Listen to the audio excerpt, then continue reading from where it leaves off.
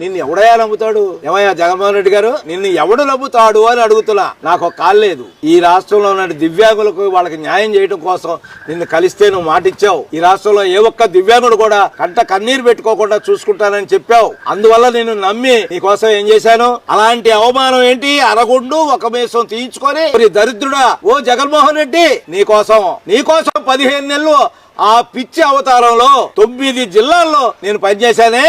నాకే నువ్వు 5 ఏళ్ల కాలంలో అపాయింట్మెంట్ ఇవ్వలేదు. అంత కష్టపడి అన్ని అవమానాలు పడి ముఖం మీద ఉమ్ములు కూడా ఉమ్మించుకున్నాను, రాళ్లతో దెబ్బలు తిన్నాను. అంత గొప్ప చంద్రబాబు ఓడిపోయేంత వరకు ఈ అవతారంలోనే ఉంటానని శపథం చేశాను. మళ్ళీ నువ్వు ఏం చెబుతున్నావు? నేను కార్యకర్తలుగా విలుస్తానని చెబుతా. సిగ్గుందారు అడుగుతున్నా నిన్ను.